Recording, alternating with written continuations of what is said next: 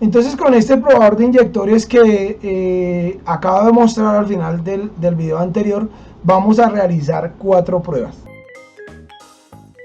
¡No te oigo! ¡4! ¡Qué bien! Hagamos un paralelo. Las pruebas que yo le debo hacer a un inyector electrónico me las determina un software, una interfaz, un programa. Y yo lo que hago sencillamente es hacer el paso a paso que él me dice. Acá soy un poco más dueño del conocimiento y de la responsabilidad, porque me dice, bien, haga 4 pruebas. La primera prueba se llama presión de apertura, que me determina el estado de la tensión del resorte. Esa presión me la da el fabricante. La segunda prueba se llama retorno de inyección, de combustible, perdón. Esa prueba me determina el desgaste entre la tobera y la aguja. La tercera prueba se llama estanqueidad o hermeticidad y me va a determinar si la aguja y la tobera están sentando bien y el inyector no gotea, y si el inyector está ajustado bien entre la copilla y el cuerpo. Y la cuarta prueba que se llama estándar de pulverización werden durch das Öffnen und Schließen der Düsennadel im Injektor bestimmt. De pulverización va a permitir determinar si la atomización del inyector se está haciendo de una manera apropiada, y cuando hablo de apropiada es que sea atomizado y distribuido correctamente, y no que sea el combustible líquido. Y ahí usted opera el probador de inyectores en 2 estados de velocidad. Lentamente se llama patrón de pulverización en baja, y más rápido patrón de pulverización en alta. En estas 4 pruebas es importante la posición de la válvula que aísla el manómetro. En presión de apertura esa válvula está abierta. En retorno la válvula sigue abierta, o sea el manómetro está recibiendo la presión.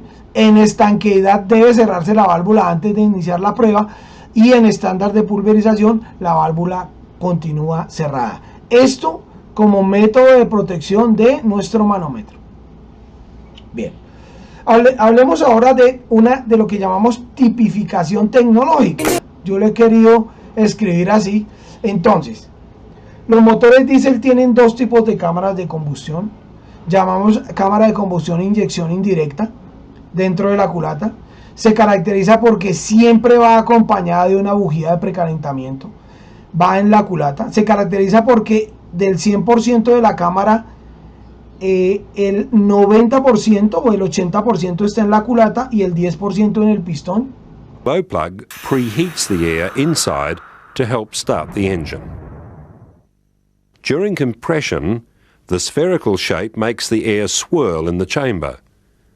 This helps make a better mixture of the air and fuel. Okay. Y son inyectores que tienen un solo orificio de pulverización, 100% mecánicos. Esta fue, digamos, una de las primeras cámaras que se usó cuando se quiso introducir el motor diésel a los hogares. Hablemos por allá 1980. ¿Listo? ¿Por qué esta cámara ya no se usa? ¿Por qué está en desuso? Podría nombrar 2 vehículos que tengo en memoria que aún se venden en nuestro mercado con esta tecnología.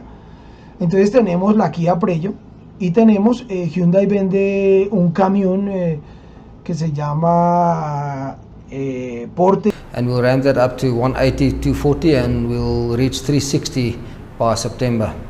Being based in Gauteng, it does make sense to bring in some fully built ups for the coastal regions. So, I mean, you bring a vehicle up, you assemble, you send it back down. El H100 y vende la Starex y la Gran Starex.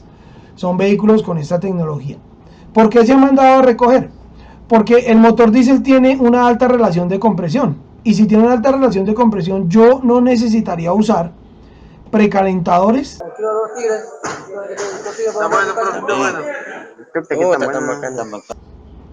para mejorar el encendido.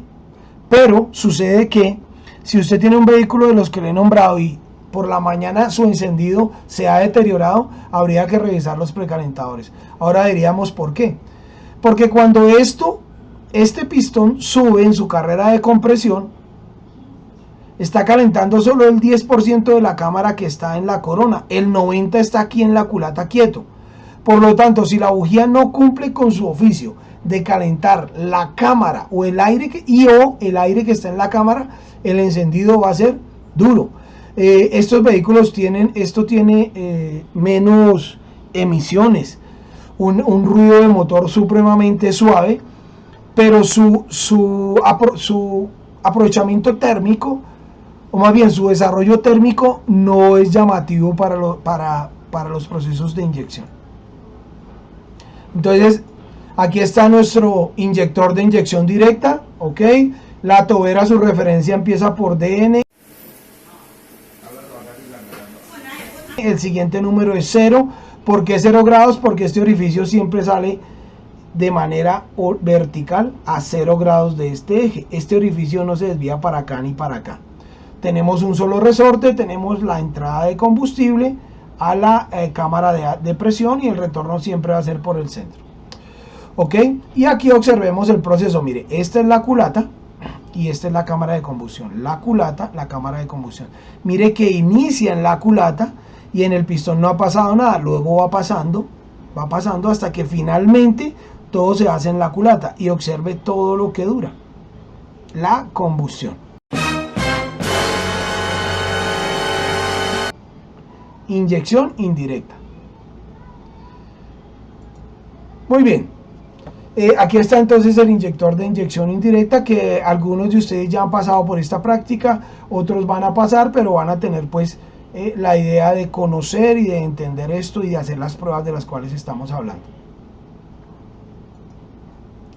Inyección directa. Inyección directa porque la corona está ubicada, la cámara está ubicada en la corona del pistón.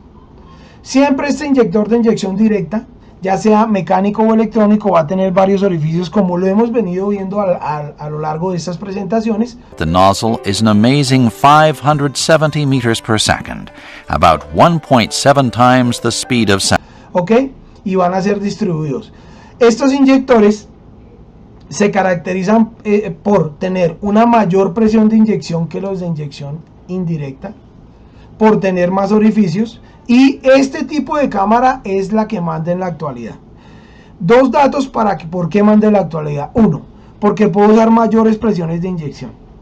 ¿Por qué puedo usar mayores presiones de inyección? Porque puedo hacer varias inyecciones, como lo vimos en uno de los videos anteriores de Bosch, donde podíamos hacer varias inyecciones. Hicimos 4 inyecciones antes de la principal y luego una post inyección antes de la principal. Muy bien, estas toberas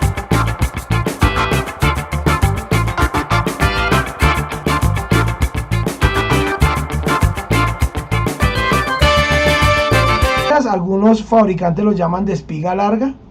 Muy bien, y térmicamente ¿qué ventaja tiene? Muy bien, el pistón cuando sube a comprimir, de una vez se va calentando la corona del pistón. Por lo tanto, su cámara en movimiento se va calentando para que cuando llegue a punto muerto superior, la inyección entre, ¿ok? Y la combustión sea correcta. Mire, en la inyección indirecta, la cámara está quieta, allá en la culata. En la inyección directa, la cámara está moviéndose y al moverse se está comprimiendo. Ventaja térmica. Segundo, yo puedo hacer varias inyecciones. En la inyección directa siempre voy a hacer las inyecciones, es en la culata. Acá se van a hacer las inyecciones en función del lugar donde esté el pistón en carrera de compresión. De ahí que esas dos características que he dicho yo serían presentación para desenfundar otras ventajas, pero esas son las principales. Si hablamos de este inyector mecánico, entonces siempre va a empezar por DL, DSL, DLL, siempre hace la referencia, y va a tener inyectores. Aquí lograron tener inyectores hasta de 2 resortes, que más adelante hablaremos de ellos, inyectores de 2 resortes, pero el principio es el mismo. Miren, entra el combustible en la cámara de presión, hay un retorno de combustible y acá entra el combustible. Y observamos acá entonces el proceso de la combustión a menos 7 grados, o sea, subiendo el pistón, cosa diferente del de inyección indirecta, que arrancó fue en punto muerto superior, allá decía TC. luego a menos 3 grados, luego en punto muerto superior, top compression, luego a 13 grados bajando y luego a 30 grados. Me permite trabajar con adelantos y atrasos de inyección.